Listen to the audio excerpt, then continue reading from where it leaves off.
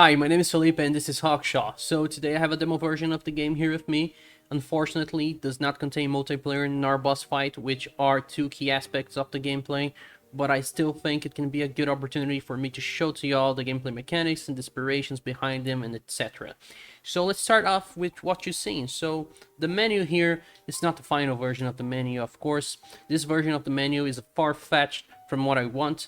I want a more of a paranormal CSI vibe to the menu. This is pretty much straight horror. So the menu will not be like that at all. Not from a visual perspective, not from an audio perspective, and certainly not from a functionality perspective. The functionality here is if I hit play button, I will start the match straight away in a single player version, right? But the final version, what will happen is that once you hit play, you have the option to join a lobby, create a lobby, invite friends, select what character you want to play as, select the gadgets and weapons you want to use in the match, select what map you want to play, and so on and so forth. I think that's covered. Once I hit the play here, there's gonna be a fast loading screen. The idea here is not to have a loading screen in the final version, but have a cutscene, because the storyline of the game will be told just like it is told in Call of Duty Easter eggs. Will be told via cutscenes, voiceover, and Easter eggs themselves. Because, you know, the focus here is the gameplays. Here we are, children. Let's do the Lord's work. So yeah, you heard the voiceover there from our character, Priest Giancarlo. He in the story is a leader of the team, right? He's the experienced guy in exorcisms and stuff like that. So let's get just two items here, a lantern and salt, and let's hit J to open the guidebook. So the guidebook is essentially what it says. It's pretty descriptive. So here you can see what each item does, which of the player item does. There's no guns in this version of the game because there's no boss fight, so they're not useful. And also you can see what enemy types there are and what they do and how to identify them and stuff like that, right? So let's get into the match, right? So first off, let's go and open the door here and listen to the voiceover. Visitors! It's been a while since we had visitors. You know, it's pretty hard to do the ritual without a body. I could use a hand or two. First off, you need to find the pills. Should we follow his orders? I'm the expert. Yes, let's do what he says. So yeah, as you can see, as I said before, so the voiceover will be telling the story, but in this case specifically, the story of the location also ties into the gameplay, and that would be the case for most locations, right? So the map will also have its own storyline. The story that I said will be told via voiceovers, cutscenes, and Easter eggs is the main storyline that touches all the locations, but each and every single one of the locations would have its own story that will be told via environmental storytelling. Like you can see here in this blackboard, Bob's lecture at noon, and then you can come here and see, the astronomy room full of chairs, and there's a flyer These here. letters must mean something. Maybe there's a list for the ritual somewhere. And as Christian Carlos said, this must mean something. This can help us find a ritual or something like that, right? So yeah, the idea here is that environmental storytelling will help the player to complete the puzzle, right? So let's have another one here. May God have mercy on us all. Here's a perfect example, right? So we have a eerie dorm room with 30 plus bodies on it. And the idea here is that the number of bodies here is actually the code for the safe that's in the basement, that it's going to be used in later stages of the puzzle. So let's actually start the puzzle so y'all can see what I'm talking about. So now we are heading towards the objective, which is find the pills.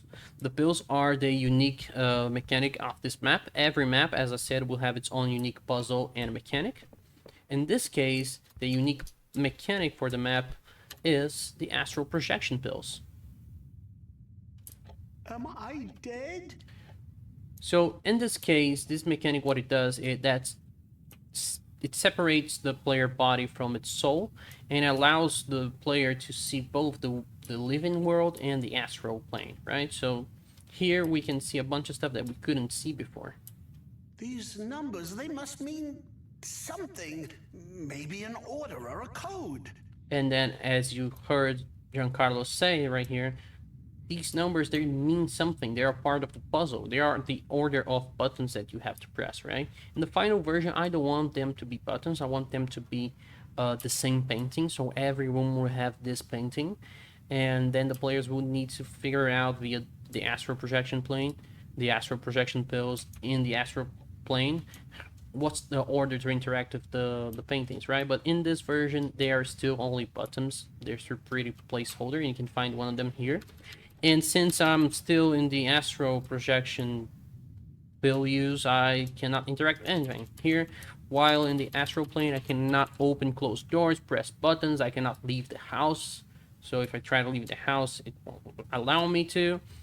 But again, I can see stuff that I couldn't see before. So if I go upstairs, and let's hope that there's no hunt while I do so. You can see that the blackboard changed, and you can see that there are no more bodies here in the dorm. They're just, you know, spirits talking and stuff like that.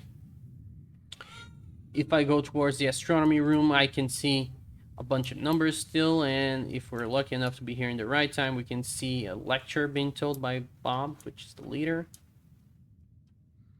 So here we can already see that Bob, it's all Bob's fault, and he's the leader of the thing, and there's 30 plus bodies here. We can already tell by the environmental storytelling that Bob did something, right? Bob is involved in this people death somehow. So yeah, let's press F to fast travel back to our body.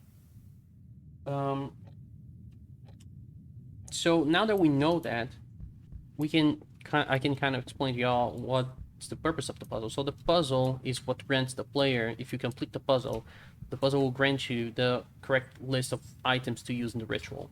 The items that will be used in the ritual are the items that go in your third slot there, the red slot, and they have this red glow on them, so they're pretty easy to spot. So even if they're not in a well-lit area like that one, let me just throw this one on the ground, you can see they're pretty easy to spot, right? And this is the idea, they should be easy to spot, because the challenge here is not to find them, is actually to use the correct ones in the ritual.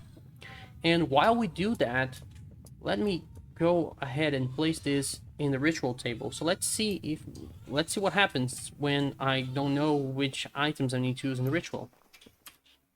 We can get lucky, just like I did, and place a correct one without knowing it, or we can actually do what's most likely to happen. So if I place this one, you can see I placed the incorrect one, and what happens now is that the demon that we are trying to banish sent a minion to try and kill us, so we won't actually, you know, banish him back to hell.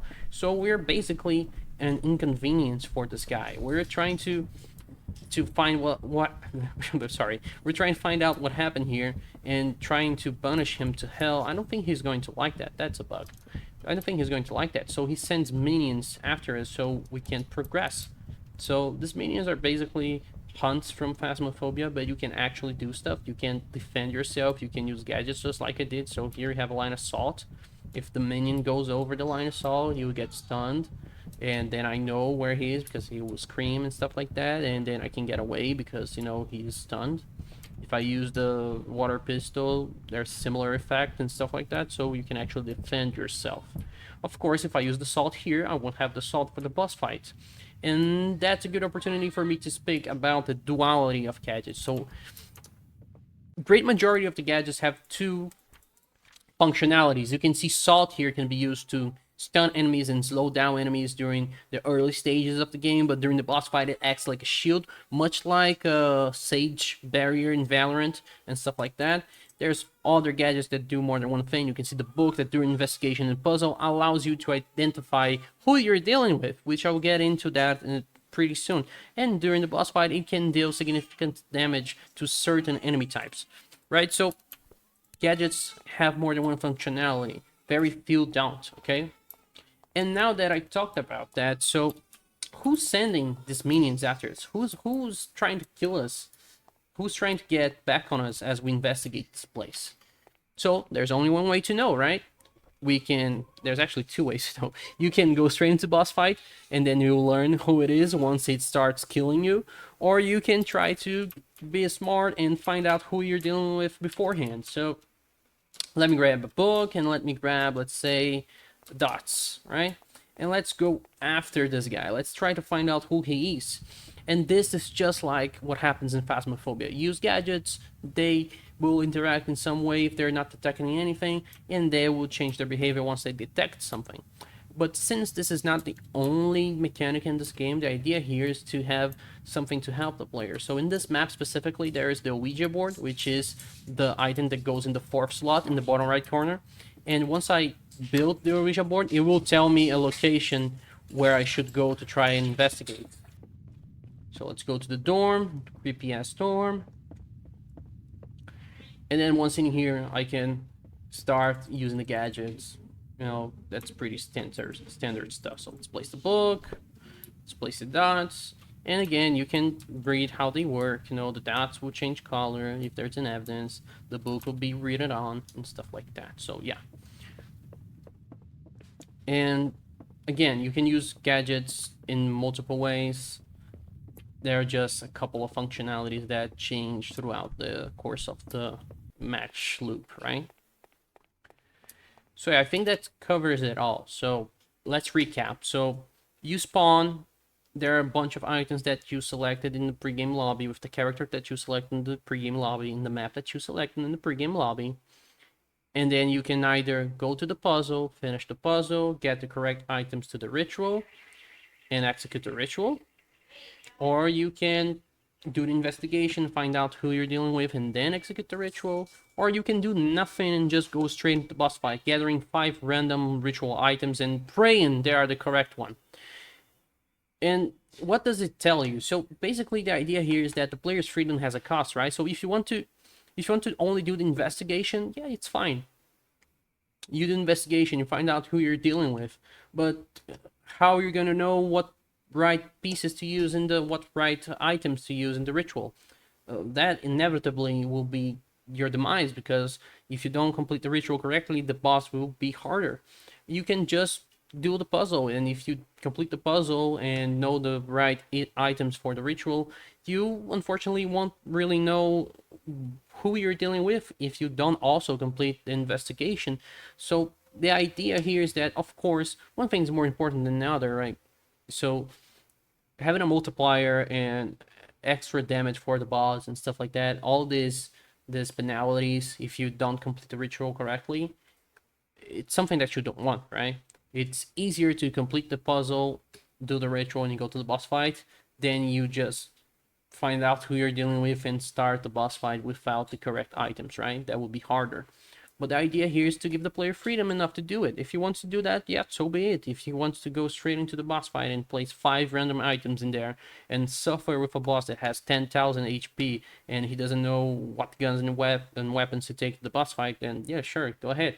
If you want to do only investigation and go to the boss fight, yeah, okay. If you want to do the puzzle, yeah, okay. If you want to do all of it, yep, perfect. Perfect. If you do all of it perfectly, I guarantee that your reward in the post game will be better. The boss fight will be smoother and stuff like that. So this is the concept here. We want to give the player as much freedom as possible to work within these 3 mechanics, right? With the puzzle, the investigation, and the boss fight. And he can approach it however he wants. It's that freedom that will allow the players to have great interactions between them, like creating great team play and stuff like that. So now that I spoke about everything there is in this demo, let me just get straight into the boss fight aspect. As I said earlier in the beginning of the video, the idea here is to get concepts from multiple games. You can see we have concepts from horror games, we have concepts from puzzle games, and now we have concepts also from MOBAs and FPSs, which touch mainly the boss fight. So during the boss fight, gadgets can be combine and create sort of combo like you do when you're playing MOBA games like Dota or League of Legends, where a friend of yours will stun the enemy and then you do attack and then he will attack again, and these team combos that are pretty common in MOBA games, right? Let's say you're in the boss fight against, let's get a random enemy here against Oni, and I know his weaknesses is shotgun, and I did investigation and I know that I should bring a shotgun. and a friend of mine creates a assault barrier and then Oni attacks the assault barrier, gets stunned by it. I hit with the shotgun, and since Oni is stunned, my shotgun does double damage because it's his weaknesses. So yeah, we're that's the concept behind it. So comboing the guns, the gadgets in a boss fight will be beneficial because the idea here is to incentivize and actually reward teamwork. Right now, if the players don't work together, they will inevitably die during hunts. They will inevitably make the boss fight harden and probably not succeed in the boss fight and stuff like that. So every aspect of the game has this idea behind it. Teamwork will improve the experience. Teamwork will make it the sail smoother and stuff like that. Yeah, I guess I touched the whole aspects of gameplay. Settings wise, I still want to create another video to explain the setting. You could have somewhat of a feel from looking at it, right? But I think that's it. So thank you all so much for the attention. If you all, I'm shaking the table right now. Thank you all so much for the attention. If you all have any questions, please just ask me. Feel the heat. Feel the torment right now. Yeah, so what happened there is Come that out, she demon! spawned Come right on out! top of Assault, so she spawned and got stunned. Okay, if you all have any questions, please just let me know. And yeah, see you all again soon.